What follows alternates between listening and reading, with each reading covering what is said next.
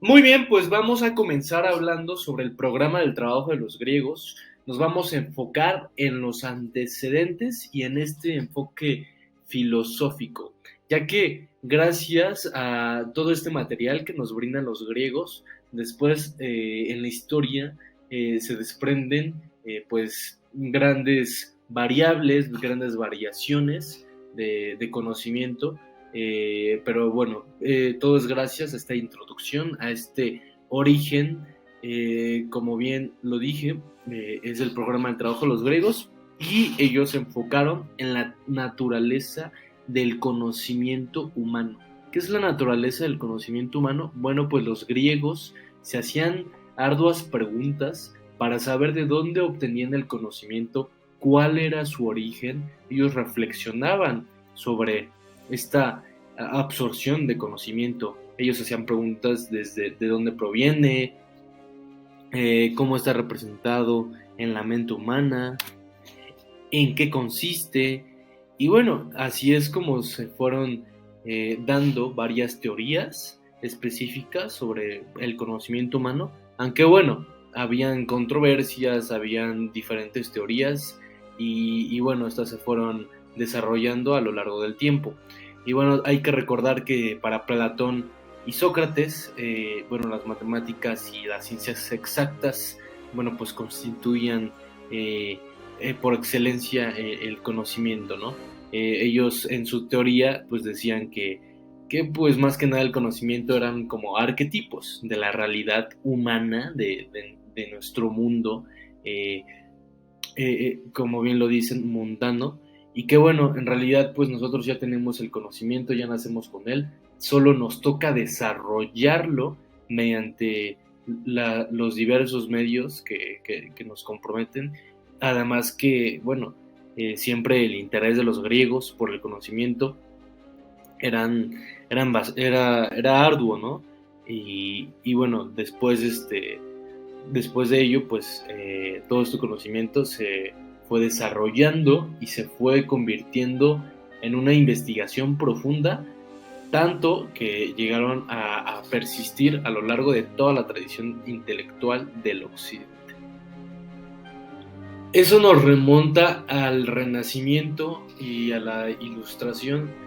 Durante ese periodo, pues gracias a que se hizo la investigación, gracias a los griegos, de esto sobre la adquisición del conocimiento, la naturaleza de donde se absorbe todo este conocimiento, pues filósofos como Descartes, Locke, Kant, pues abordan temas cuestionándose eh, diversas preguntas que nos llevan a desarrollar teorías y empirismos que conciernen al conocimiento. Después también pues nos podemos encontrar con Vico Giambattista, que incluso llega a inaugurar una nueva ciencia, que esta pues hace un gran enfoque a todo este conocimiento y a todas estas ciencias empíricas. Entonces, desde el inicio de los griegos, cuando se empiezan a hacer todo este tipo de cuestionamientos, pues bueno, se le da pues un continuamiento, ¿no? Por ejemplo, a finales del siglo XIX, pues sí resaltan todas las nuevas ciencias y hay nuevos enfoques filosóficos, los cuales indagan a la naturaleza de la mente humana. Ciencia cognitiva. Bueno, pues la ciencia cognitiva es una variante contemporánea de la base empírica. Recordemos que uno de los enfoques que dejó los griegos fueron las bases empíricas y bueno, pues estos filosóficos que tenían bases empíricas, pues bueno, tuvieron esta variante de la ciencia cognitiva. Ahí fue donde nació. Bueno, pues la ciencia cognitiva es una ciencia interdisciplinaria que examina la naturaleza, las tareas y las funciones de la cognición en un sentido muy amplio. ¿Por qué en un sentido muy amplio? Porque bueno, no solo nos focalizamos en los humanos, sino también hablamos de objetos inanimados, hablamos de inteligencia artificial y hablamos de animales. Por ejemplo, aquí podemos ver un recuadro donde están las variantes del cognitivismo, que es la psicología, la filosofía, la lingüística, antropología, la neurociencia y la inteligencia artificial. Todo eso es parte del cognitivismo, pero claro, se fue desarrollando a través del tiempo, a través de la evolución de la tecnología, a través de la evolución de la ciencia. Podemos ver el caso de la neurociencia, pues tuvo que haber una evolución a través del tiempo. Y bueno, pues es así como esta nueva ciencia pues se remonta a los griegos en cuanto al interés de sus miembros por revelar la naturaleza del conocimiento humano.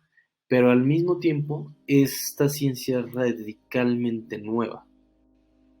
Por supuesto que el cognitivismo ha tenido un alcance a través del tiempo, socialmente y en cuanto a la ciencia. Bueno, pues estos científicos cognitivistas han adherido diferentes herramientas para la verificación de sus teorías y sus hipótesis.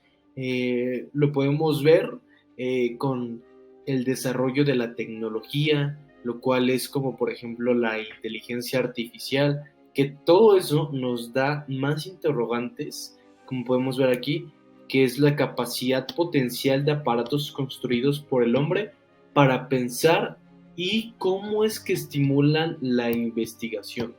O sea, que cómo es que nuestro nuevo orden, a través del tiempo, cómo se ha desarrollado la tecnología, cómo estimula nuestra mente para la investigación y el desarrollo de nuevos aprendizajes.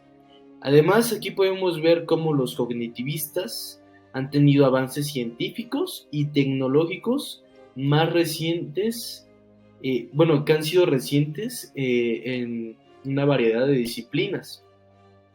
Y sí, esto, pues bueno, podemos ver como a mitad del siglo XX tenemos la computadora y puede cambiar nuestra perspectiva de cómo podemos ver las cosas, puede cambiar la perspectiva de la mente humana, cómo adquiere conocimiento mediante las diversas plataformas que encontramos hoy en día y cómo el cognitivismo hace uso de las nuevas ciencias, las nuevas tecnologías, y cómo podemos ver, por ejemplo, la inteligencia artificial, cómo es que funciona y transforma nuestro mundo.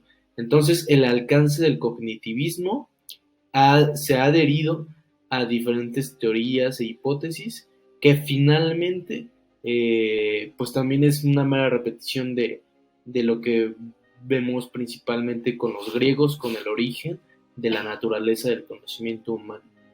Pero bien, este ha sido su alcance hasta hoy. Algunas características del cognitivismo. Bueno, pues los científicos cognitivistas, al igual que los griegos, se formulaban preguntas, al igual que los filósofos. Ellos hacían preguntas como ¿qué es una forma? ¿Qué es una imagen? ¿Qué es un concepto? ¿Qué es una palabra? Y bueno, todos estos derivados, pues ellos veían la manera en cómo se relacionaban entre sí estos modos de representación. Y bueno, pues estas preguntas se las hacían para poder entender la mente. Recordemos que en la mente, pues ellos descubrieron que pues había ciertos órganos sensoriales que nos llevaban al sentido común. Ese sentido común que nosotros tenemos dependiendo de cómo vemos la perspectiva de la vida, dependiendo cómo es nuestro lenguaje, y bueno, también pues existe el poder de la palabra, existen diversas características que nos hace tener una mente pensante y que tiene adquisición de un conocimiento. Por ello es que ellos partían de estas preguntas sencillas y al mismo tiempo complejas. Bueno, pues el cognitivismo pues también tenía sus límites, ya que pues ellos tenían un paradigma de hasta dónde podían llegar eh, para que el conocimiento científico fuera conociendo la mente del humano pero ¿hasta dónde estaban sus límites, no? Y bueno, esta es una ciencia relativamente nueva y pues sí, pues parte de la filosofía de los griegos, de esas conjeturas que se hacían. Y bueno, en conclusión, pues esto nos lleva a que son simples vehículos para llegar al mundo del saber. Sobre los cimientos de la ciencia cognitiva, el simposio de Hickson y el desafío al conductismo. El subtema presente da inicio con la mención de una reunión llevada a cabo por diversos científicos, quienes se plantearon el debatir y abordar diversos temas relacionados a la conducta, específicamente el cómo el sistema nervioso controla esta misma. Se mencionan las diversas aportaciones del psicólogo Carl Lashley, a quien se le dedica la mayor parte del subtema. Pero antes, para comprender el contexto del impacto que generó en ese momento las aportaciones de Carl Lashley, se señaló la gran influencia que ejercía el conductismo en la ciencia en ese momento de la historia, siendo que esta corriente fue responsable de fomentar la observación en las disciplinas científicas, debido a que la corriente mencionada se postulaba que el hombre de ciencia debía de ser capaz de aplicar y cuantificar esta misma. Por lo mismo, el conductismo fue un inmenso aporte a la ciencia. No obstante, otra ideología, precisamente del conductismo, consistía en enfocarse exclusivamente en la conducta, dejando de lado diversos temas interesantes e importantes, tales como la imaginación, el lenguaje, la planificación humana y la resolución de problemas. Es precisamente este punto en que hace destacar a Lashley, quien postula que la integración del conductismo estaba volviendo imposible el estudio científico de la mente.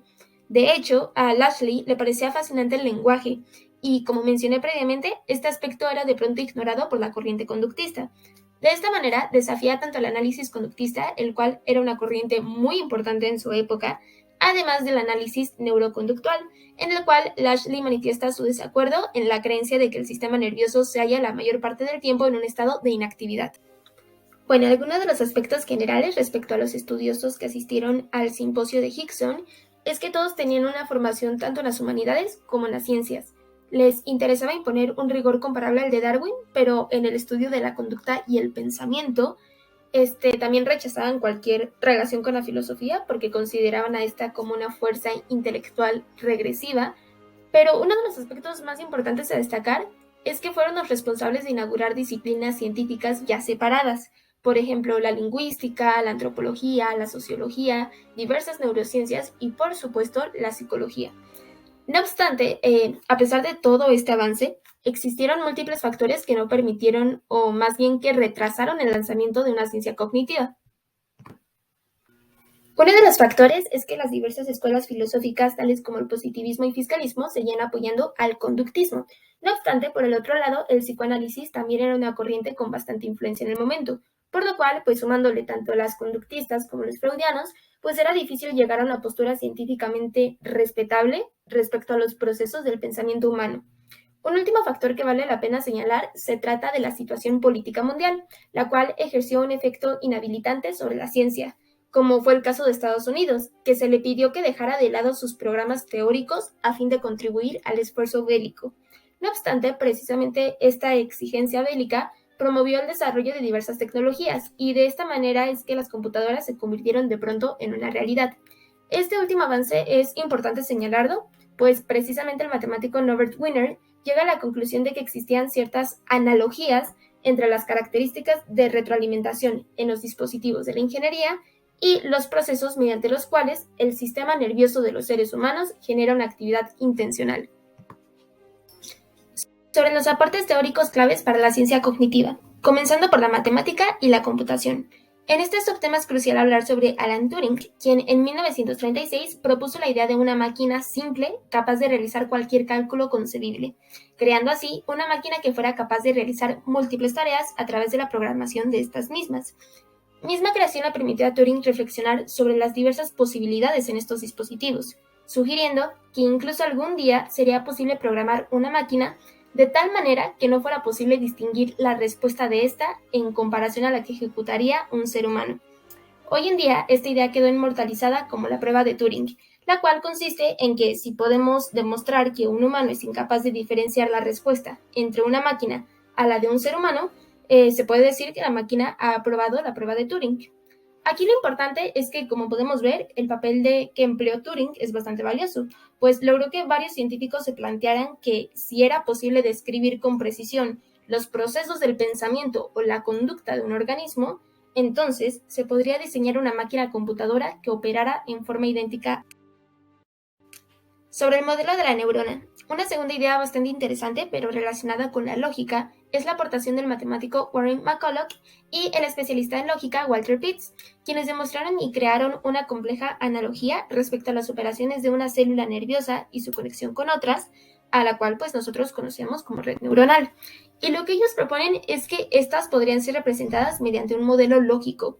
Esta última aportación es bien importante, pues mientras, justo como vimos recientemente, Turing expone la posibilidad de computadoras de gran poder, gracias al análisis de McCulloch, llegaron a comprender mejor algunos aspectos claves del sistema nervioso, que pues posteriormente promovió investigaciones sobre propiedades de las células nerviosas.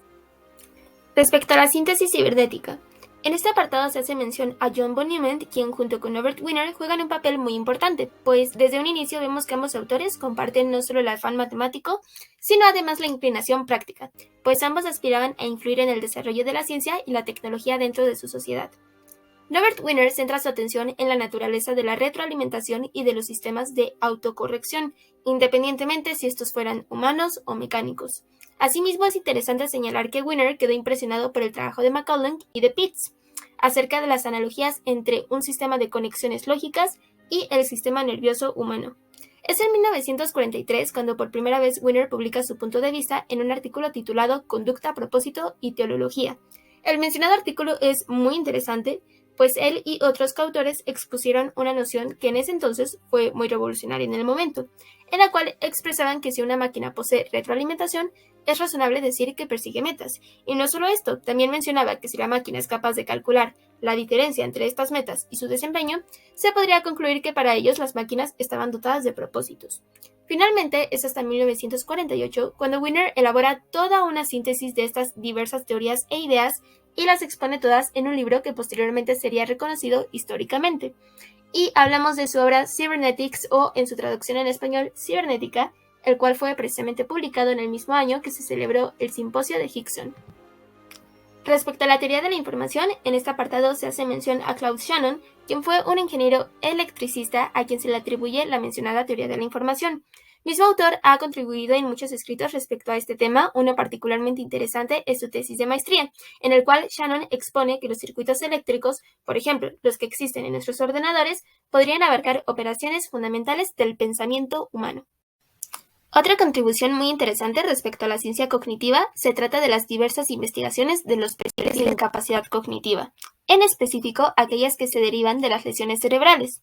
Estas investigaciones pudieron incrementar notoriamente a raíz de las brutales deformaciones producidas como consecuencia de las guerras. Precisamente un tema de investigación que incrementó mucho en la Segunda Guerra Mundial se trata de la afasia, la cual, consiste en la deficiencia del lenguaje. También la agnosia, que es la pérdida de capacidad de reconocimiento perceptivo. Y otras patologías mentales provocadas por daños cerebrales. Y este subtema es interesante de mencionar, pues los perfiles de incapacidad que surgieron como secuela de los daños cerebrales ofrecieron muy interesantes sugerencias acerca de la manera en que podría estar organizada la mente de los seres humanos normales. Y finalmente, para concluir estos temas relacionados al simposio de Hickson, podemos rescatar que se trató de uno de los numerosos encuentros y congresos de científicos interesados en el desarrollo y la comprensión de la ciencia cognitiva. Podemos sin duda alguna señalar que este fue relevante en nuestra historia, pues de pronto surgieron ideas trascendentales en la psicología, como la vinculación del cerebro con la computadora, y también lo que les comenté al principio, que pues surge como desafío al conductismo prevaleciente en esa época de la historia.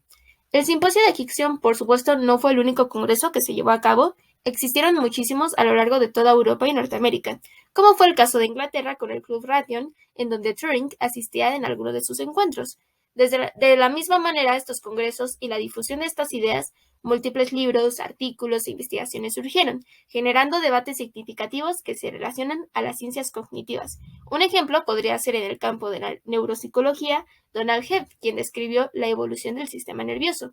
En fin, cuando hablamos de las ideas fundamentales y más significativas de la ciencia cognitiva, Es indispensable hacer mención de autores como McCulloch, Turing, Wiener y Pitts, asimismo como las mencionadas reuniones de las fundaciones Macy, el Club Ratio, la Sociedad de Amigos de Harvard y otras más instituciones y hábitos. Bueno, una vez que nos hemos metido en contexto, como podemos ver previamente durante los últimos tiempos de la ciencia, uno de los temas más estudiados de las ciencias humanas provienen de dos áreas muy interesantes vinculadas entre sí y que de hecho ya hemos explicado previamente.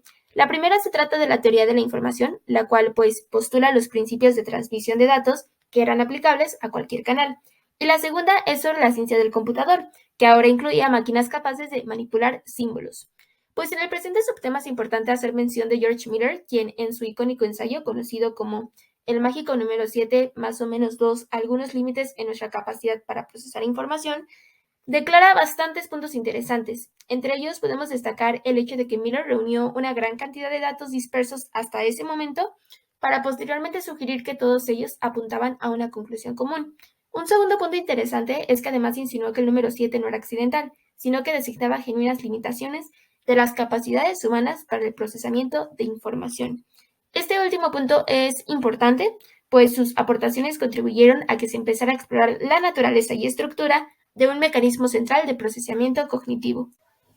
Por otro lado, en Gran Bretaña también surgió un movimiento también vinculado al procesamiento de la información. Mismo movimiento surgió a raíz de la Segunda Guerra Mundial, pues como sabemos muchas veces los conflictos bélicos exigen el empeño de ciertos grupos de científicos para descifrar códigos del enemigo y pues también en general contribuir en satisfacer otras varias necesidades bélicas. Bueno, aquí se hace mención a dos científicos muy importantes, también partidarios de la teoría de la información. La primera el primer científico que vamos a mencionar es Colin Sherry, quien se centró en la capacidad de los individuos para atender y obtener información de ciertos canales ruidosos. Esto lo logró instruyendo a sus sujetos a que reprodujeran un mensaje transmitido a uno de sus oídos. Por otro lado, Broadbent mejoró este procedimiento presentando simultáneamente entre ambos oídos varias series de 3 dígitos y halló que los sujetos respondían con mayor facilidad. Asimismo, es importante mencionar que Broadbent fue el primer psicólogo que describió el funcionamiento cognitivo en un diagrama de este índole. En el mencionado diagrama se representaba la información, esta procedente de los sentidos, que era reunida en un almacén de corto plazo y luego filtrada selectivamente. Esta filtración consistía en bloquear los mensajes descartables y así permitir la entrada solo a aquellos que merecían ser sometidos a un análisis. Una vez que esta era filtrada, según este diagrama, pues la información ingresaba en un sistema perceptual de capacidad limitada. Bueno, en el mencionado apartado se hace mención a Jerome Brenner, quien publicó en 1956 su libro conocido como Study of Thinking o su traducción al español, Un estudio del pensar. Es importante mencionar esto, pues notamos que en su enfoque desafía la metodología conductista establecida pues en esa época de la historia. Asimismo, un aporte muy interesante en su enfoque es que ya trataba a los sujetos como resolvedores activos y constructivos de problemas, y no solo como simples pues reactores frente a los estímulos que se les presentaban.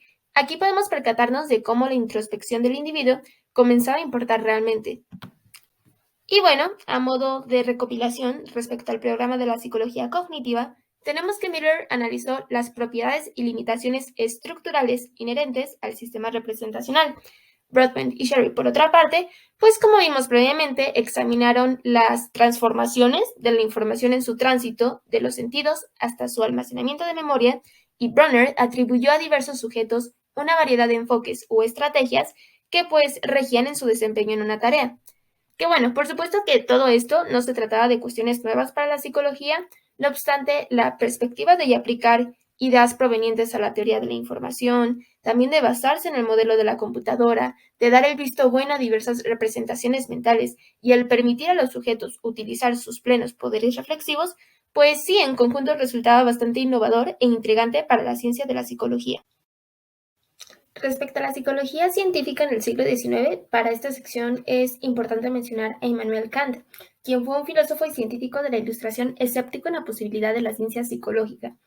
Su escepticismo en la psicología lo justifica por diversos motivos, pero uno de los más destacados se debía a que él mencionaba que cualquier disciplina científica debía de aplicar leyes matemáticas a los datos empíricos y que dichos datos debían de reunirse en experimentos reales. No obstante, pues en la psicología, al tratarse en gran parte en los pensamientos puros, pues dicha experimentación sencillamente no era posible. En la postura de Kant es muy importante, pues diversos estudiosos en su época se apartaron de la investigación empírica en cuestiones psicológicas debido a la autoridad de Kant. Por otro lado, un trío de pensadores alemanes encaminaron sus energías a las conceptualizaciones de la psicología científica, pues todos ellos creían que los procesos psíquicos podían medirse experimentalmente y que era posible realizar estudios que ofrecieran información efectiva acerca del funcionamiento de la mente. Y es gracias a este grupo de personas que, a pesar de la gran influencia de Kant, siguió vigente la posibilidad de una psicología científica. Bueno, y precisamente en la siguiente sección se hace mención de 4 investigadores muy importantes que aportaron mucho a la orientación empírica de la psicología, comenzando por el físico y fisiólogo alemán Hermann von Helmholtz, quien no solo estaba en desacuerdo con Kant de la imposibilidad de someter la psicología en un estudio empírico, además estaba particularmente interesado en la velocidad del pensamiento, pues logró emprender una medición efectiva del tiempo, la cual llegaba a transmitir impulsos a lo largo del sistema nervioso. Fue gracias a sus aportaciones que se demostró que las reacciones de la conducta humana pues eran medibles. Y bueno, en realidad Helmholtz hizo en verdad muchísimas aportaciones, siendo una de ellas que señaló que los axiomas filosóficos de Kant no tenían validez absoluta. También mencionó que había lugar para el análisis molecular así como molar dentro de esta disciplina, y por último destacó la contribución del sujeto en la percepción. Posteriormente tenemos a Gustav Fechner, quien mostró los aspectos más personales de la experiencia psicológica, pues estas guardaban una relación cuantitativa. De la misma manera, Francis Donders, basándose precisamente de los trabajos de Helmholtz acerca de la velocidad de fenómenos neurales, pues él propuso en 1868 que era posible medir el tiempo que llevan las operaciones mentales superiores. Finalmente, el filósofo Franz Brentano abordó las cuestiones de la psicología desde una perspectiva diferente. Postuló que fuera posible descomponer la psicología en elementos de la experiencia o de la conciencia para examinarlos en forma aislada. Bueno, precisamente gracias a las numerosas aportaciones de Helmholtz, Donders, Fetcher y Brentano, pues se dio lugar las reflexiones e investigaciones sobre la psicología. No obstante, es importante pues dar el crédito a las aportaciones de William Wundt, quien se dio la tarea de establecer la psicología como una disciplina experimental separada. Gracias a él se debe que la psicología emergiera como disciplina científica con métodos, programas e instituciones propias. Asimismo, resulta interesante mencionar que todo el programa de Wundt tenía como eje la posibilidad de la introspección. Es importante mencionar que, a pesar de la gran influencia de Wundt, algunos de sus compañeros siguieron su propio camino, como es el caso de Hermann Ebbinghaus. Una de las investigaciones más interesantes de este último científico fue su interés por los principios de la memoria mediante el empleo de materiales no contaminados por experiencias y asociaciones anteriores. Hermann inventó más de 2000 sílabas sin sentido dentro de su lenguaje y midió su propia capacidad para aprender conjuntos de estas sílabas. Y es que, a partir de él, el objeto de estudio y medición dejó de ser necesariamente la introspección acerca de lo que uno siente y pasó a ser la habilidad efectiva del cumplimiento de una tarea. Es importante mencionar esto, pues en sus métodos ejercieron muchísimo más efecto sobre la psicología experimental que el camino introspectivo seguido por Wundt. Los comienzos del siglo XX. Ataque contra los seguidores de Wundt. En este apartado, el autor nos cuenta que William Wundt y sus partidarios investigadores de psicología en un lapso de 20 años comenzaron a recibir ataques respecto al programa de la introspección sistemática, que venían de algunos exdiscípulos de Leipzig. En 1900 en Alemania se produjo una moderna reencarnación del debate que sostuvieron Locke y Berkeley, ya que no concordaban en cuanto a la existencia de las ideas abstractas, ya que Berkeley era escéptico en cuanto a esto y solo creía en la eficacia de las imágenes concretas. La concepción lockeana fue defendida por un grupo de psicólogos que fueron llamados la Escuela de Wurzburgo, que eran dirigidos por Oswald Kulp. En esta escuela estuvo involucrada una controversia con Wundt y su discípulo Edward Bradford Titchener respecto al pensamiento sin imágenes, y esta controversia logró recrear el debate, pero de una forma más general. La escuela de Wurzburgo criticó fuertemente la manera en la que los Leipzig realizaban sus investigaciones y cómo extraían sus conclusiones. En 1900 el psicólogo Karl Marx llevó a cabo un experimento en el cual le pedía a los sujetos que compararan diversos pesos, y logró comprobar de manera muy resumida que no habían imágenes revoloteando en los intelectos introspectivos, y en cambio la teoría de Wundt logró concluir que los datos actuales bastan para extraer la conclusión de que no existen condiciones psicológicas de los juicios, e incluso se menciona que los observadores se mostraron sorprendidos al comprobar que las experiencias estaban conectadas al juicio eran muy escasas. Este descubrimiento no fue impactante, pero este contrariaba todo lo difundido del apotegma en el cual todo el pensamiento incluye imágenes que acceden a la conciencia. En los años siguientes existieron una gran cantidad de estudios que provenían de la escuela de Wurzburgo para repetir y perfeccionar este primer informe que daba una negativa. Algunos psicólogos como Bühler descubrieron diversas variedades de conciencia. Kulp se empleó en reunir todas estas demostraciones para mostrar la crítica del programa de Wundt, pero en un aspecto más positivo. Gracias a su obra y la de los colaboradores, diversos procesos mentales fueron incorporados a la psicología. A los wundtianos no les pareció recibir tales críticas y no las aceptaron sin dar una réplica. Las dos escuelas se apuntaron, la de Wundt en aspectos metodológicos y la de Wurzburgo en aspectos más sustantivos, según dice el autor. Este debate llevó a una consecuencia, puso en duda los méritos de cualquier psicología que recaía en la introspección, particularmente la de los sujetos entrenados como los investigadores. El autor termina este subtema diciendo que una ciencia nueva no puede basarse en un conjunto de procedimientos tan vagos. El funcionalismo, William James. En un principio los programas de Wundt y las escuelas de Leipzig tuvieron una gran repercusión en diversas partes del mundo. William James pronto se decepcionó de Wundt. Lo veía como un profesor alemán que quería opinar respecto a todas las cuestiones, pero notó que había pasado por alto varios asuntos importantes e interesantes de la psicología. James tomó sus métodos de varias fuentes y no tenía interés en iniciar un programa o lanzar una nueva institución, a diferencia de otras personas. En cambio, a él le parecían fascinantes las cuestiones psicológicas tal y como aparecen en la vida cotidiana y buscó ponerlas en claro mediante la ciencia experimental, por la literatura y la historia. Permitió que su imaginación pasara por todos los campos de los fenómenos psicológicos. En Principios de Psicología adoptó un enfoque pragmático que después propuso en sus escritos filosóficos. Aquí sostuvo que si existían mecanismos psíquicos es debido a que son útiles para los individuos, ya que les ayudan a sobrevivir y a llevar a cabo acciones importantes para su vida. Igualmente propuso que el propósito es una marca distintiva de la mentalidad. James enfocó su atención a las diversas funciones que cumplían por la actividad mental respecto a la formulación de problemas y cumplimiento de objetivos, e igualmente la relación directa de los medios y los fines. Fue un movimiento llamado funcionalismo, que era contrario al estructuralismo. Para los preceptos funcionalistas es más importante centrarse en las funciones, ya que éstas persisten y se reproducen, en cambio el contenido de la conciencia, ya que ésta solo sucede una sola vez. El autor nos dice que la ciencia debía fundarse en series más perdurables y significativas de acciones. Finalmente debemos conocer que el funcionalismo aportó un cambio muy necesario en cuanto a la orientación de la búsqueda de las unidades de la conciencia. Esta etapa fue una gran parte negativa y regresiva, pero gracias a ella la psicología norteamericana presentó un cambio más radical que la llevó al conductismo. La revolución conductista. En 1913, John B. Watson llegó con la revolución conductista.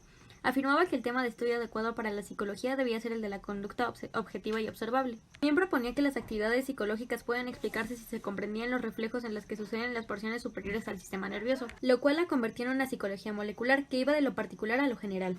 Los conductistas perciben la psicología como una ciencia natural objetiva. La meta teórica es predecir y controlar la conducta. La introspección no es una parte esencial de este método y no toma en cuenta la conciencia. La declaración de Watson respecto al conductismo fue bastante impactante y tuvo varias consecuencias, ya que rechazaba gran parte de la psicología tradicional en la mayoría de sus métodos.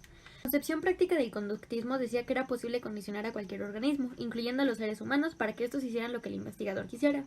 Un gran ejemplo de una de estas prácticas es el estudio Albert, en el cual se condicionaba a un niño para que le temiera una rata blanca.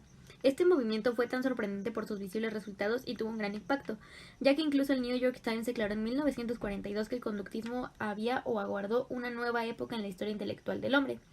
Lashley llegó a expresar públicamente que tenía remordimiento porque en el simposio de Hickson existían ciertas conductas que no podían ser explicables en base al estímulo-respuesta. El conductismo negaba bastantes cosas importantes respecto al comportamiento humano. A mediados de 1950, este programa comenzó a debilitarse y actualmente a sus postulados solo tienen un interés histórico. A pesar de que este movimiento tenía un enfoque muy interesante y nuevo, se desgastó de manera muy rápida, dando paso a la escuela psicológica de la Gestalt. Psicología de la Gestalt, un panorama desde arriba. El origen de esta escuela en términos más generales surgió a partir de diversas demostraciones notables que inspiraron a un nuevo pensamiento sobre fenómenos mentales. La primera demostración fue efectuada en 1890 por Christopher Ehrenfels, quien tenía un interés particular por la percepción de las melodías musicales. De aquí salió el término Gestalt, que se refiere a estructura, forma o configuración, ya que decía que una melodía no podía ser considerada solo la suma de varias notas, sino que más bien era una cualidad global que llevaba más allá sus elementos particulares, ya que a partir de las mismas notas se podía llegar a melodías diferentes. Fue considerado el precursor de este movimiento, más que el fundador, que fue Max Wertheimer, que en 1912 publicó un trabajo sobre la percepción visual del movimiento. Llevó a cabo diversos estudios del movimiento aparente y mostró que explicar psicológicamente la corriente de este fenómeno era insostenible. Demostró que el movimiento es percibido a pesar de que existan movimientos oculares e igualmente probó que la percepción del movimiento no es una suma de diferentes sensaciones elementales. Él y sus colegas atribuyeron a las experiencias perceptuales del movimiento aparente a la forma en la que el cerebro organiza el aflujo perceptual. Los psicólogos de la Gestalt analizaron varias cualidades de la forma, que aparentaba poder ser explicada en cuanto a procesos cerebrales análogos, y mostraron leyes que pudieron dar cuenta cómo es que se organiza la percepción. Todas estas demostraciones que realizaron los psicólogos de la Gestalt mostraron ser contrarias a la psicología molecular. Ellos preferían una concepción en la que se arreglaran de manera perceptual por la configuración de una totalidad. Las amplias investigaciones de Kuhler. La Gestalt cobró rápida popularidad debido a que las leyes dentro de esta misma eran aplicables de manera sencilla a todos los fenómenos respecto a la percepción a los cuales la mayoría de psicólogos ya estaban acostumbrados. Principalmente, este movimiento fue popular en Europa. Kula realizó una serie de investigaciones durante la Primera Guerra Mundial con chimpancés. El interés de este experimento era sobre que los chimpancés se les presentaba un problema que requería una resolución que necesitaba modificar o reestructurar algo de los elementos que se presentaban en una cierta situación. En 1925 comprobó que las explicaciones de ensayo y error eran insuficientes para dar a conocer el comportamiento de los chimpancés en esa situación. Lo que sucedía era algo parecido al proceso de los seres humanos. Primero se detenían a reflexionar y después reestructuraba el campo, gracias a lo llamado insight, como a la escuela de Wurzburgo, llamado como la experiencia de la. Kühler logró distinguir entre los simios brillantes y los simios necios por la manera en la que reaccionaban. Según este movimiento, las formas más sencillas del aprendizaje se explicaban como repeticiones de asociaciones por fragmentos, mientras que los inteligentes se caracterizan por captar relaciones fundamentales en alguna situación. Varios miembros de la Gestalt continuaron la línea de investigación a resolución de problemas, pero ahora con seres humanos. Los problemas morales presentados tenían una gran semejanza con los que se habían hecho los miembros de la escuela de Wurzburgo, pero no se buscaba conocer la introspección. Para los psicólogos de la Gestalt, el pensamiento superior es productivo y novedoso. Cuando se enfrenta un problema, se presentan de forma regular las reorganizaciones perceptuales. Se liga al destino kantiano por la creencia de que la mente está constituida por relaciones lógicas respecto al mundo en vez de salir de la experiencia. A vista de varios observadores contemporáneos, el programa de la Gestalt no tenía buenos fundamentos, ya que al menos en el caso de la percepción hay demasiadas excepciones o casos sin determinar. Nietzsche concluyó que el concepto que tenía la Gestalt respecto a la organización no cumplía casi ningún papel en lo que es la cognitiva actual. Frederick Bartlett y sus esquemas. En Gran Bretaña, un psicólogo trabajaba de acuerdo y credo cognitivo. Frederick Bartlett había procurado usar los estrictos métodos experimentales, pero los halló inapropiados.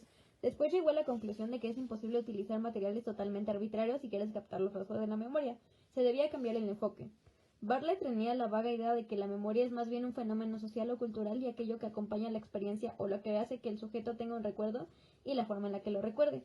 Pero después Norbert Wiener le ayudó con una idea fundamental para la psicología cognitiva, que sería la reproducción serial, que contribuyó a la elaboración definitiva de diversos experimentos que realizó.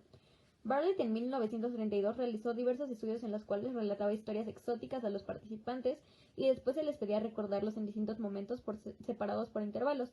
De ahí pudo concluir que los sujetos no podían recordar exactamente lo que escuchaban y existían imprecisiones con pautas sistemáticas. Trató de darle más sentido a sus hallazgos apoyándose en esquemas. Sostuvo que el sistema anémico típico de los seres humanos incluye una formación de esquemas o estructuras, y estos surgen a partir de los encuentros anteriores en los cuales el sujeto ha tenido algún tipo de encuentro con el medio. Entonces logra organizar la información de cierta manera específica y añade sus propias experiencias. Bartlett en 1932 declaró que el recordar no consiste en la reexcitación de innumerables huellas mnémicas fijas, fragmentarias y carentes de vida, sino que es una imaginativa reconstrucción o elaboración a partir de relación de nuestra actitud con todo un conjunto activo de nuestra experiencia pasada. Las inquietudes evolutivas de Jean Piaget. Jean Piaget inició en la psicología como ayudante del laboratorio de Theodore Simon. Tuvo especial interés en indagar el tipo de errores que los niños hacían al responder los ítems de los test de inteligencia. El autor dice que tuvo una pequeña distracción de su carrera de biólogo para estudiar el desarrollo del pensamiento de los niños. Piaget explicó diversas descripciones sobre el curso evolutivo del pensamiento infantil en diversos dominios. En su obra se ajustó la definición de cognitivismo y adoptó el programa de epistemología para investigación. Insistió en llevar a cabo observaciones minuciosas a los niños mientras jugaban de manera libre y exploraban, y de manera más recurrente cuando ejecutaban tareas experimentales que Piaget inventaba. Lo más memorable de Piaget para la comunidad de psicólogos fueron sus paradigmas experimentales y sus demostraciones prácticas que tuvieron una repercusión muy grande en los trabajos posteriores de la psicología cognitiva del desarrollo. Se consideraba a sí mismo como un epistemólogo genetista y no un psicólogo infantil, ya que su propósito era conocer las leyes básicas del pensamiento. El trabajo con los niños fue su medio predilecto para recabar datos sobre el conocimiento. Su principal contribución a la psicología era conocer las estructuras básicas del pensamiento de los niños en diferentes etapas de su desarrollo y las formas para cambiar de etapa de desarrollo. Sus afirmaciones demostraban menor solidez que sus pruebas experimentales y que los formalismos lógicos en los que apoyaba las etapas carecen de validez.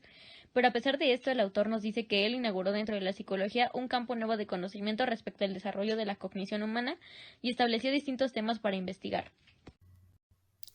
La inspiración proveniente de las computadoras. Entre 1850 y 1950, el primer siglo de las investigaciones psicológicas, se probó completamente que este tipo de estudios eran posibles. Los procesos psíquicos podían investigarse en el laboratorio. También en muchos casos era posible medir su duración y controlar adecuadamente el papel del sujeto cognoscente. Esta nueva psicología adoptó múltiples formas en diversos lugares. Osciló entre los enfoques molares y moleculares, entre el énfasis en el papel determinante del medio y el énfasis en el aporte del sujeto a la tarea entre sus manos. Los excesos del introspeccionismo a principios del siglo fueron reemplazados, a su vez, por los excesos del conductismo en el siglo XX. Particularmente las construcciones teóricas mentalistas fueron desacreditadas, y los aspectos vinculados al lenguaje y a la resolución de problemas se omitieron por entero. A fines de la década de 1940, cada vez se volvía más claro que ni la vertiente fisiológica ni la psicológica del conductismo eran viables. Como modelos alternativos se proponía la psicología de la Gestalt. No obstante, los estudios cognitivos fueron legitimados gracias a la venida de las computadoras y al auge de la teoría de la información. En su reseña de la Historia de la psicología cognitiva, Ulrich Neismer comenta: todo esto se debió a que la actividad de la computadora en sí misma es bastante afín a los procesos cognitivos. La computadora recoge información, manipula símbolos, almacena ítems en su memoria y luego los recupera, clasifica los datos de entrada, reconoce pautas y así sucesivamente. Etapas posteriores en el procesamiento de la información. En Estados Unidos, poco después del resurgimiento de la psicología cognitiva, se llevaron a cabo varios experimentos que tuvieron gran repercusión. En 1960, George Sperling se interesó por la cantidad de información que un individuo puede asimilar visualmente a la vez. Sperling estableció una medida llamada informe parcial. Después de la presentación de una serie de 9 letras asignadas en grupos de 3, se les indicaba a los sujetos mediante un sonido cuál era el grupo de letras al que le tenían que poner atención. Mediante este expediente, Sperling pudo demostrar que los sujetos eran capaces de recordar una cantidad de dígitos mucho mayor a la prevista. En condiciones normales de informe libre, solo recordaban 4 o 5 de los 9 dígitos, o sea, que habían asimilado apenas la mitad de la información total. Pero en las condiciones del informe parcial, casi siempre daban correctamente la lista entera. De esto infirió Sperling que la información que se le es presentada al ojo se conserva en una memoria sensorial de la que desaparece luego de un segundo. Si es posible acceder a ella de inmediato, la cantidad de información de que puede darse cuenta es el doble que la prevista. La increíble demostración de Sperling contribuyó a reavivar el interés por la estructura del sistema de procesamiento inicial de información. Ese interés por los pormenores de las etapas del procesamiento recibió un gran impulso a partir de los estudios llevados a cabo años más tarde por Saul Stenberg. Dos fueron los descubrimientos principales de Stenberg. Este mostró que por cada ítem adicional de información que el sujeto debe inspeccionar, su búsqueda tarda entre 30 y 40 milisegundos más. Aparentemente, el sujeto procede a una búsqueda serial, efectuando una comparación tras otra, en lugar de hacer comparaciones paralelas o simultáneas. En segundo lugar, la búsqueda es exhaustiva. Contrariamente a lo que podría suponerse del sujeto, no da por terminada cuando descubre la identidad entre el número solicitado y alguno de los que formaban el conjunto inicial. De este modo, el tiempo de búsqueda aumenta en forma proporcional a la magnitud del conjunto memorizado, pero no depende de la posición que ocupa en este el número que debe buscarse. Las demostraciones de Stenberg hicieron abrigar nuevas esperanzas de que las operaciones cognitivas básicas del ser humano pudieran medirse de la manera que había sugerido Donders, casi un siglo atrás. A decir verdad, la técnica de Stenberg mejoraba metodológicamente la de Donders, pues no exigía inventar tareas nuevas, posiblemente incomparables entre sí, para aislar las etapas establecidas por hipótesis. De acuerdo con el análisis de Stenberg, dichas tareas se cumplen en 4 etapas sucesivas. Número 1. Codificación. Número 2. Búsqueda a través de la memoria hasta encontrar correspondencia. Número 3. Selección de la respuesta. Número 4. Ejecución de la respuesta. Propuso luego un modelo conforme al cual el periodo entre la presentación de un estímulo y la solución final se divide en una serie de operaciones separadas o etapas que en su conjunto suman el tiempo total y de modo tal que la duración de cualquiera de ellas no es afectada por la duración de las anteriores. Stenberg recurrió a lo que le dio llamar el método de los factores aditivos, para tratar de descubrir los efectos individuales de cada factor y de la interacción de varios factores en la tarea. Si 2 factores tenían efectos aditivos o acumulativos, se suponía que reflejaban diferentes etapas del procesamiento. En cambio, si interactuaban entre sí, se entendía que estaban operando en una misma etapa. Mediante este método analítico era posible subdividir una tarea única en sus componentes, concebir cada etapa como una operación elemental y mediante la representación de cada factor obtener un diagrama de flujo de la tarea en su conjunto. Un modelo de la memoria. Según el influyente modelo expuesto por Richard Atkinson y Richard Shifrin en 1968, la memoria poseía tres almacenes. Estaba el almacén en que se registraba de inmediato el estímulo dentro del sistema sensorial correspondiente, y que era el lugar en el que Spelling había situado su retén o buffer. Luego estaba el almacén de corto plazo, sistema operativo en el cual la información que ingresaba por lo común se desintegraba y desaparecía rápidamente, aunque podía pasar el almacén de largo plazo. En el almacén de corto plazo, la información desaparece en un lapso de 15 a 30 segundos, pero puede ser depositada en un retén de repaso y permanecer ahí por un periodo más amplio. Se considera que la memoria de corto plazo es un retén compuesto de alrededor 7 recintos, cada uno de los cuales puede contener un único trozo o fragmento de información, y que la capacidad de procesamiento de esta memoria es fija, y solo a expensas de otras actividades puede aplicarse a mantener un retén de amplitud mayor.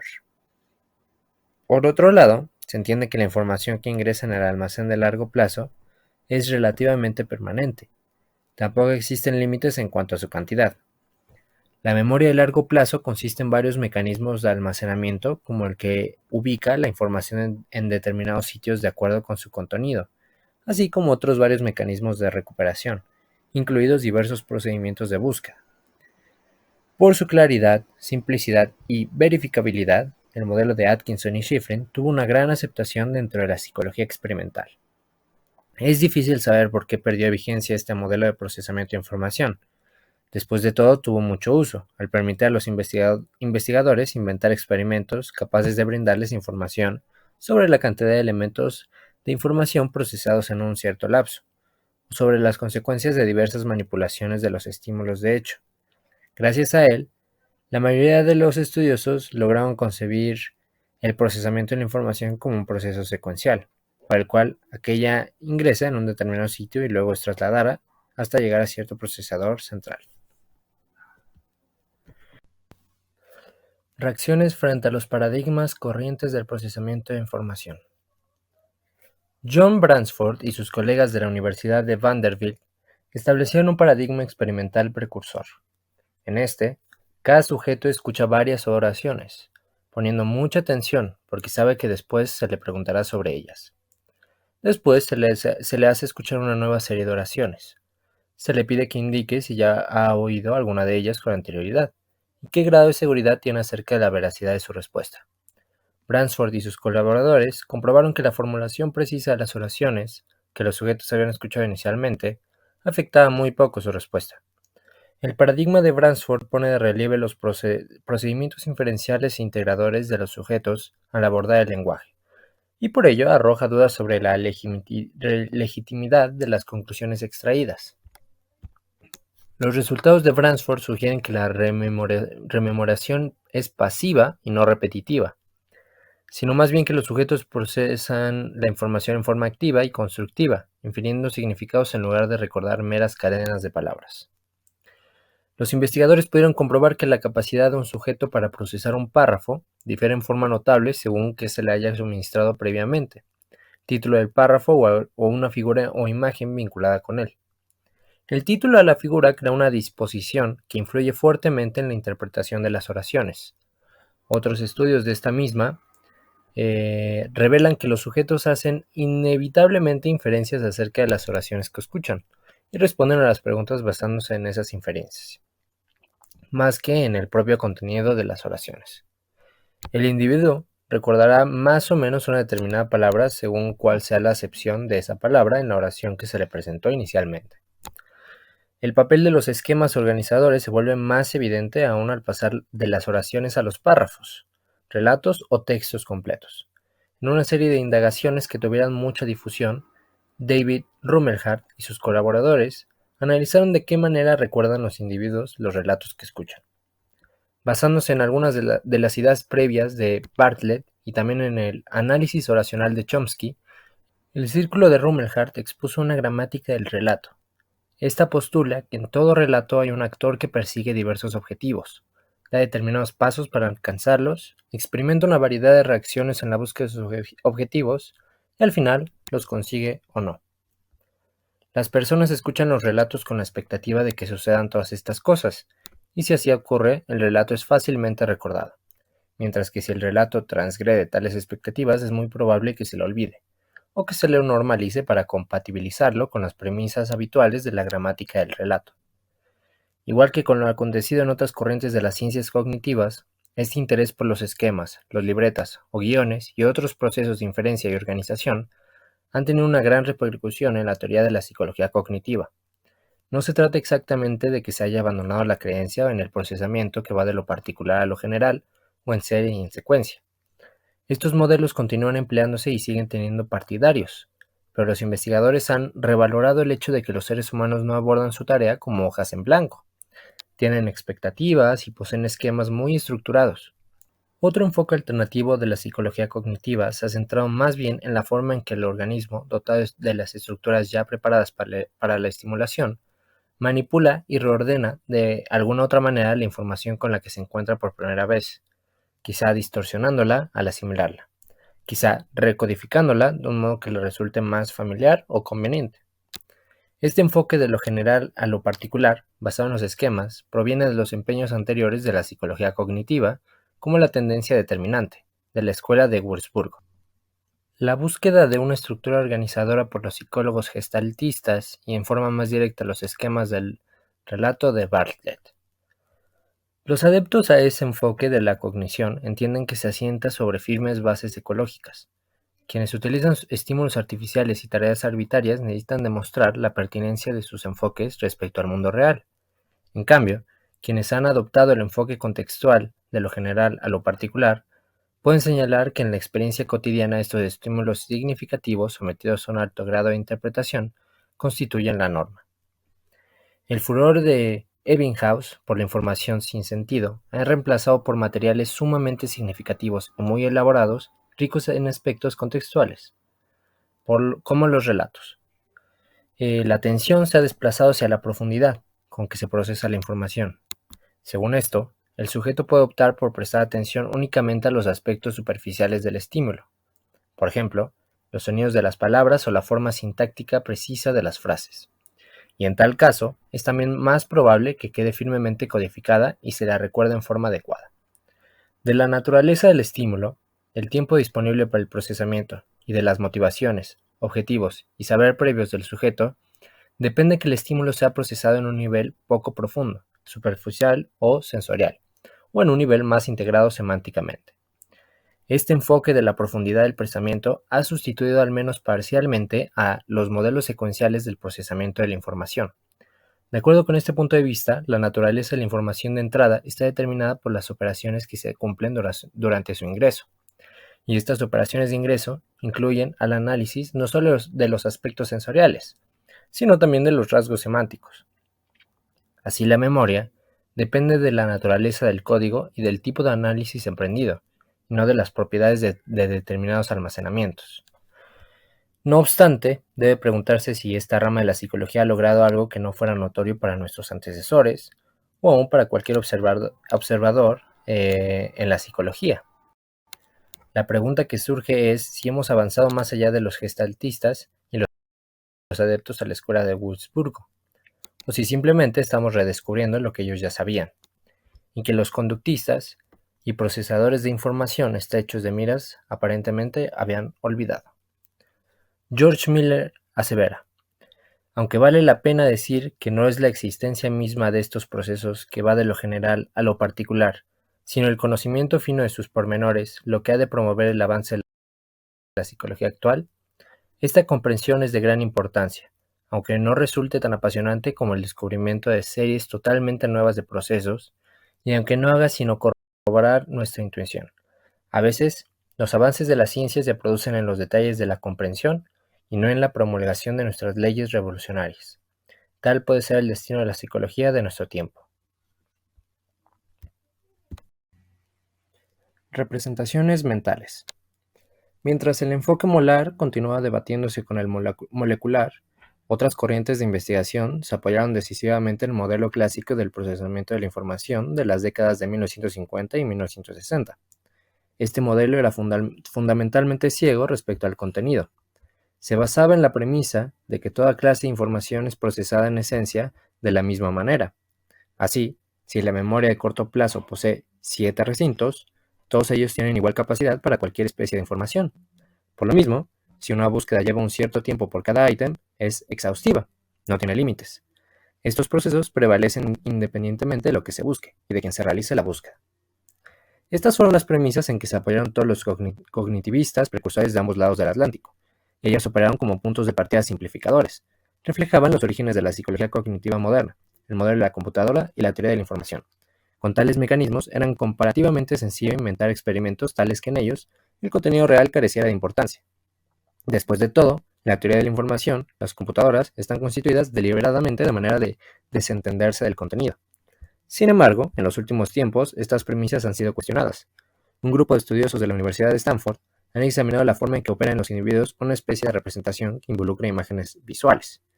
Shepard estudió las capacidades de un sujeto para formarse representaciones mentales de objetos cuya forma puede serle o no familiar. Junto con su colega Jacqueline Metzler, Shepard descubrió que el tiempo de reacción para pronunciarse acerca de la identidad de las formas está en relación directa con la magnitud de la diferencia angular entre la orientación de estas. Cuando el ángulo entre ambas figuras es próximo a cero, se obtiene una respuesta casi instantánea, en tanto que a medida que el ángulo se acerca a los 180 grados, el tiempo de reacción del sujeto aumenta en proporción lineal a su magnitud. Para los autores, esto demuestra que los sujetos efectúan la comparación, rotando mentalmente una u otra figura a un ritmo constante. Es oportuno destacar la creencia de Shepard de que los científicos cognitivistas han errado el camino al postular representaciones proporcionales, de tipo lingüístico, como la lengua franca de los sistemas cognitivos. El hecho de que las computadoras puedan transmitir información solo en una forma simbólica y que habitualmente así lo hagan, no es razón para presumir que lo mismo ocurre con los seres humanos. Para Shepard, las imágenes mentales constituyen una capacidad humana que ha evolucionado a lo largo de millones de años, de modo de permitirle al organismo enfrentar un medio en permanente cambio, cuyas consecuencias debe ser capaz de anticipar. Tal conocimiento ha sido internalizado a lo largo de la evolución, de modo tal que ahora está instalado en los individuos y rige su manera de percibir los objetos en el espacio. Según Shepard, es desacertado tratar de acomodar los hallazgos de la experimentación con seres humanos a las exigencias de la computadora digital. Contribuciones de la psicología. La psicología cognitiva ha hecho notables progresos desde mediados de la década de 1950, inventando paradigmas que han tenido un muy provechoso empleo. Los psicólogos cognitivistas han identificado fenómenos fascinantes, desde el número de unidades que pueden mantenerse en la mente en un momento cualquiera, hasta el modo en que los adultos manipulan mentalmente las formas geométricas. Han planteado interesantes comparaciones, como la diferencia entre las operaciones concretas y formales en los niños, o el contraste en la representación preposicional y las formas visuales de las imágenes. Han creado una pléyade de nuevos métodos, algunos de gran sofisticación técnica, además de perfeccionar procedimientos que se conocen desde hace mucho tiempo. Los investigadores se han vuelto expertos en esferas tales como las imágenes mentales, la conservación de los líquidos o el uso de esquemas para la comprensión de relatos. Aunque el conductismo todavía interesa como método para tratar a diversos grupos de pacientes, su superestructura teórica y su rigidez experimental ya no atraen a la comunidad de investigadores. Casi todos estos aceptan la necesidad y conveniencia de postular un nivel de representación mental, y se encuentran cómodos manejando conceptos como los del esquema, operación mental, transformaciones e imágenes. Los debates no giran alrededor de la necesidad de este aparato conceptual, sino en torno de cuál es el mejor modelo de representación. Basándonos en estos criterios, se tendría que decir que la psicología cognitiva ha tenido un gran éxito, pero se debe decir que se siguen dando problemas sustanciales, algunos dentro de este campo y otros que tienen que ver con el lugar que ocupa esta disciplina en el ámbito cognitivo más amplio. Un primer y evidente problema es su clara división. Existen en la actualidad numerosas especialidades y subespecialidades, cada una independiente de la otra. John Anderson ha hecho un decidido esfuerzo por introducir construcciones teóricas unificadoras. Anderson creó el sistema denominado Control Adaptativo del Pensamiento, o CAP por sus siglas, el cual presenta como un modelo general de la arquitectura de la cognición. El sistema CAP incorpora un modelo de proceso que describe el flujo de información dentro del sistema cognitivo. La idea central es la de un sistema de producción. Tan pronto se activa en grado suficiente el nodo de una red, se realiza una cierta acción o producción.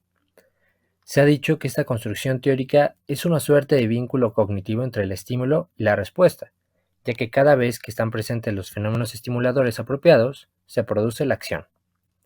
El sistema incluye diferentes clases de memoria: una memoria operativa, que consta de la información con la cual puede trabajar habitualmente el sistema; una memoria declarativa, que incluye proposiciones; y una memoria de producción, que abarca las acciones desarrolladas por el sistema.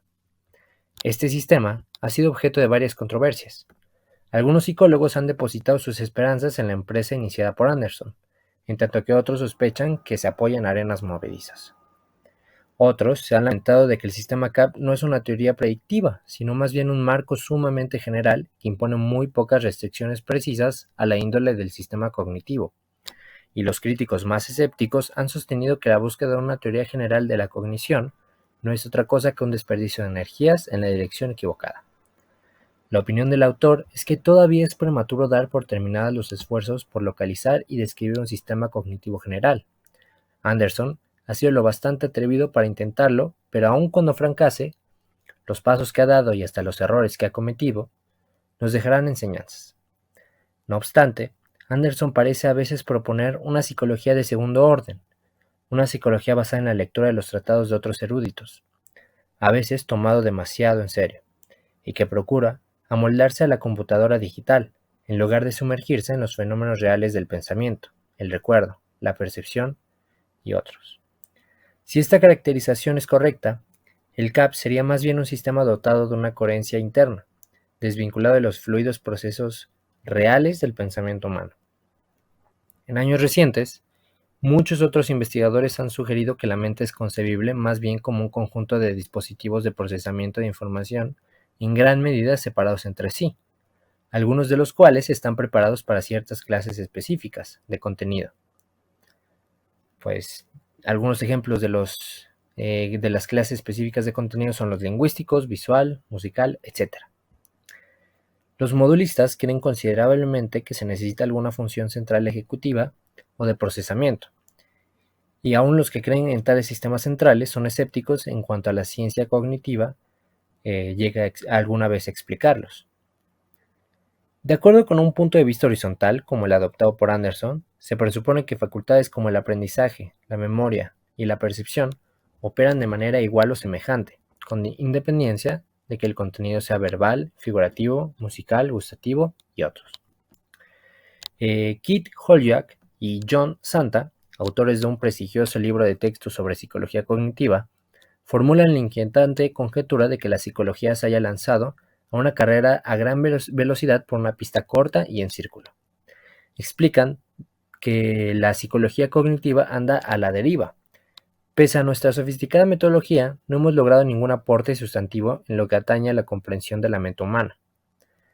Citando: poco tiempo atrás, cuando el enfoque del procesamiento de la información para el estudio de la cognición estaba en sus comienzos, había grandes esperanzas de que este tipo de análisis, al discriminar una serie de etapas separadas entre sí, nos ofreciera profundas intelecciones sobre la cognición, pero han pasado unos años y el vigor del enfoque se ha esfumado.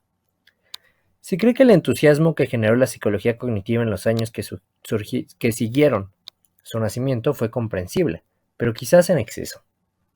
Por ende, no es de sorprender que algunos de los que se llenaron de alegría ante la muerte del conductismo muestren bastante menos exaltación frente a los resultados obtenidos en los últimos 25 años. Una de las genuinas contribuciones del conductismo a la psicología fue justamente el refinamiento de la metodología experimental, pero en este caso la mejoría puede haber alcanzado el punto de inflexión en que se inician los rendimientos decrecientes.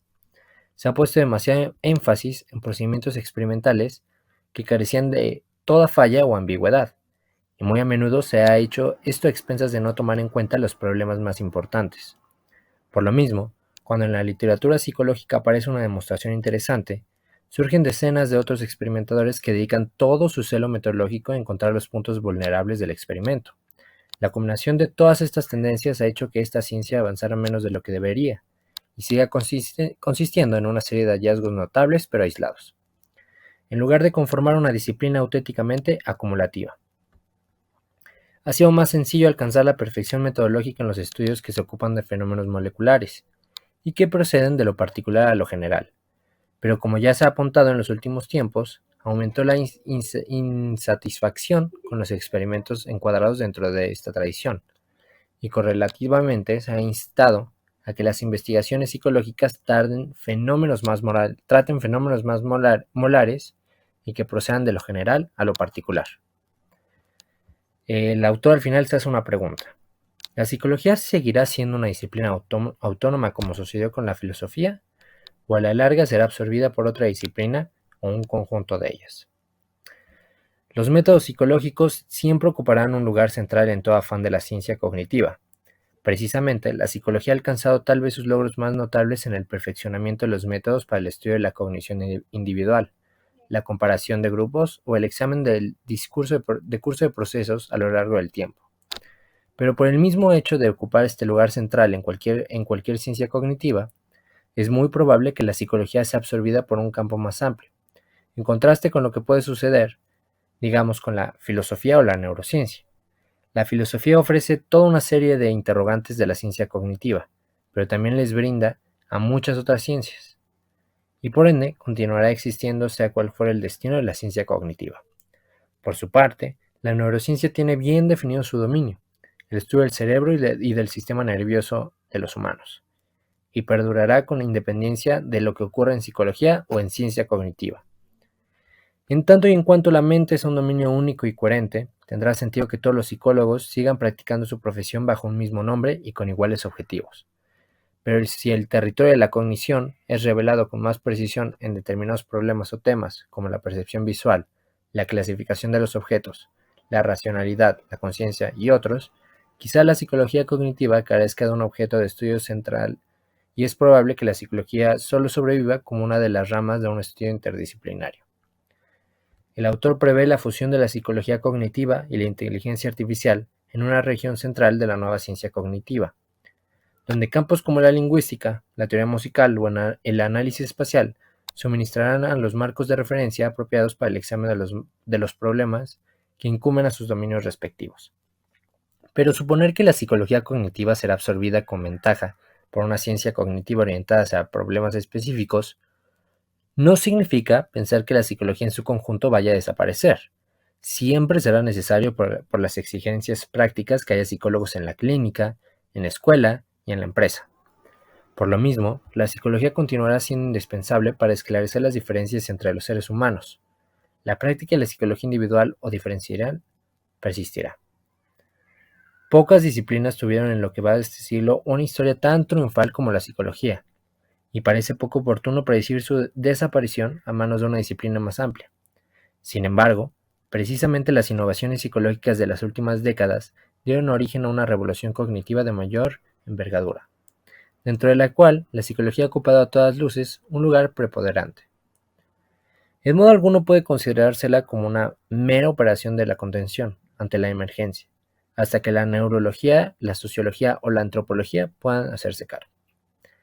Tal vez lo ocurrido en los últimos años haya demostrado que es difícil llevar a su consumación la ciencia psicológica, al menos sin la ayuda de otras disciplinas, pero no es menos claro que estemos muy lejos de aquel momento en que Kant declaró la psicología como ciencia era imposible.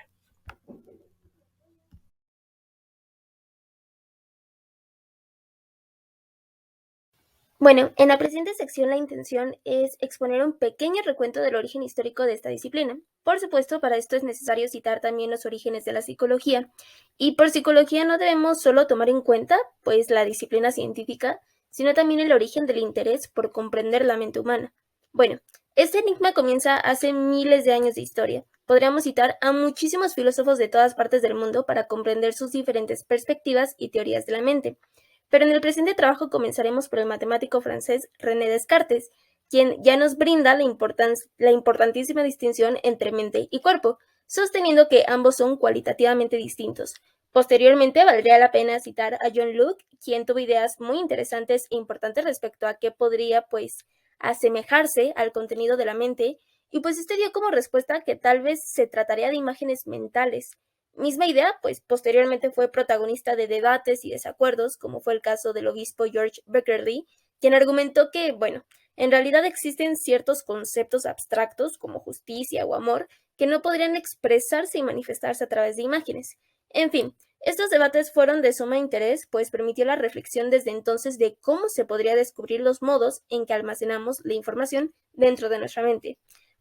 Por otro lado, es importante mencionar que, a pesar que diversos filósofos plantearon muchísimas ideas fascinantes y que de hecho después fueron clave, pues para seguir reflexionando sobre cómo funciona la mente, pues el problema con la filosofía es que de pronto esta no funciona para resolver dudas respecto a la actividad cerebral, por ejemplo. Por otro lado, la ciencia no solo se basa de razonamiento, como es el caso de la filosofía, pero vemos que además integra métodos que nos producen datos que nos permite obtener respuestas a diversas dudas precisamente relacionadas a la actividad mental. Por lo mismo, el estudio científico de la mente toma su lugar a finales del siglo XIX. Y como vimos previamente, se podría decir que el estudio científico de la actividad mental inicia con la fundación del primer laboratorio de psicología, que como ya sabemos, el director del mismo laboratorio se trata de William Wundt, quien pues se centró específicamente en el estudio de la naturaleza de la conciencia. Dos aspectos de la psicología que vale la pena resaltar en los que se enfoca Wundt es, primero, caracterizar las sensaciones básicas y segundo, el averiguar precisamente pues las reglas por las que estos elementos o sensaciones básicas se combinan. Y bueno, igualmente, como se comentó, pues precisamente un estudiante de Wundt, quien amplió este enfoque, pues permitió precisamente abarcar no solo las sensaciones y sentimientos, sino también la actividad mental. Ahora, respecto a las aportaciones y limitaciones de Wundt, tendremos que, en primer lugar, una de sus contribuciones fue el demostrar que la actividad mental puede descomponerse en operaciones más básicas. Y una segunda aportación fue que también lograron idear métodos para evaluar la actividad mental. Por ejemplo, pues medir cuánto tiempo se necesita para tomar ciertas decisiones. No obstante, una desventaja y en general limitaciones es que también confiaron excesivamente en la introspección, que bueno, la introspección es el proceso de percepción interna. En otras palabras, es examinarse a sí mismo para evaluar la propia actividad mental, por lo que Wundt entrenó a sujetos para que se observaran y fueran conscientes de sus propias reacciones a los estímulos. Pero como ya vimos previamente, pues resulta más apto el aplicar la objetividad y la observación en las disciplinas científicas. Bueno, por otro lado, casi al mismo tiempo que justo el laboratorio de Wundt estaba en pleno funcionamiento, se promovió otra orientación de la psicología científica, pero esta vez en América. Pues recordemos que el laboratorio de Wundt fue en Alemania, y fue William James quien sobresalía por la fundación de la escuela funcionalista, donde, a diferencia de la perspectiva de Wundt, ellos no se centraron en la naturaleza de la actividad mental, sino más bien en la función que actividades mentales específicas desempeñan en el entorno. Bueno, y vamos a ir viendo cómo la psicología de pronto va incrementando sus intereses, perspectivas y enfoques.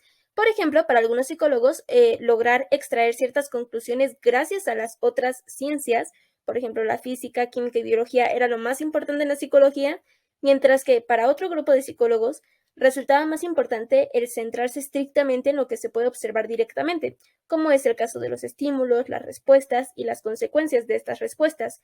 Y es precisamente de esta última idea donde surge la doctrina central del conductismo, quienes, como se mencionó al inicio de este trabajo, pues sabemos que el enfoque conductista evitó hablar de una actividad mental más amplia, vaya. De hecho, muchos conductistas, como fue el caso de Skinner, pues llegaron incluso a rechazar absolutamente cualquier consideración acerca de sucesos internos. Por lo mismo, es que se considera que el enfoque de los conductistas tuvo importantes limitaciones, pues básicamente no lograban explicar las conductas humanas más intrigantes e enigmáticas, por ejemplo, el lenguaje. No obstante, bueno, también podemos reconocer que los conductistas contribuyeron pues con muchísimas técnicas experimentales que desde entonces han sido pues utilizadas para estudiar la cognición. Pues finalmente, precisamente a medida que se fueron reconociendo las limitaciones del conductismo, los investigadores se fueron abriendo a otros enfoques y es este nuevo enfoque el cual, por cierto, fue desarrollado a finales de los años 50 y primero de los 60, que estuvo directamente ligado al desarrollo de los ordenadores y dominó de tal manera el campo de la disciplina psicológica que, bueno, a este periodo de la historia ahora se le conoce como revolución cognitiva. Y precisamente explicando lo anterior, podemos comprender el origen histórico de esta disciplina, en la cual los investigadores buscaban explicar los mecanismos internos que produce la conducta. Asimismo, en esta orientación psicológica, los nombres de Everett A. Simon y Noam Chomsky juegan un papel crucial en esta revolución al dar ejemplos de cómo se puede progresar comparando la mente con un ordenador, dando paso al descubrimiento de nuevos datos mediante una observación sistemática.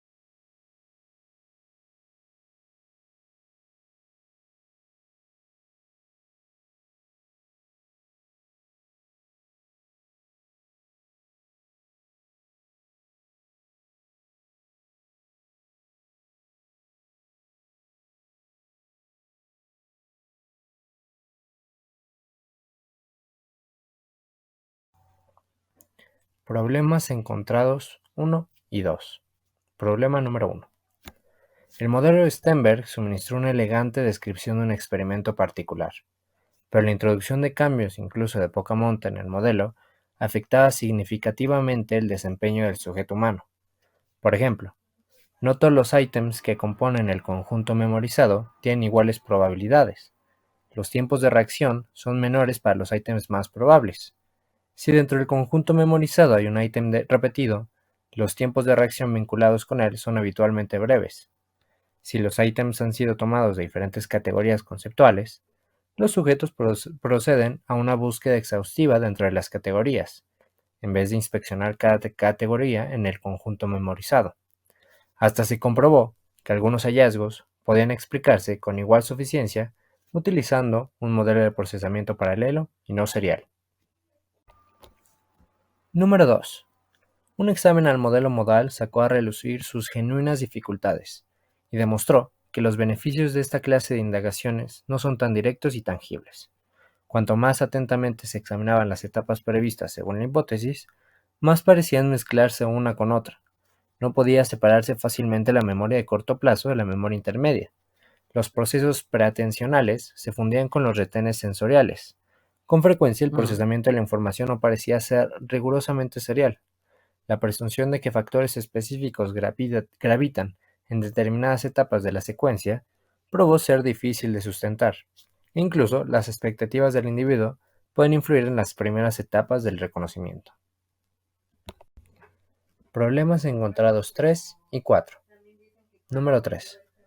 Los psicólogos de la tradición de Donders, Sperling y Stenberg desarrollaron modelos cada vez más elegantes referidos a efectos que, al modificárselos de diversas maneras, revelaban su fragilidad. Estos modelos no ofrecían a todas luces un cuadro más amplio y abarcador de el modo en que se procesa la información en situaciones de la vida real. A la larga, muchos de estos mismos investigadores abandonaron la tradición fundada por ellos y se embarcaron en otras líneas de estudio. Número 4. Existen en la actualidad numerosas especialidades y subespecialidades en la psicología, cada una de las cuales procede más o menos por su cuenta, con escaso contacto con sus vecinas.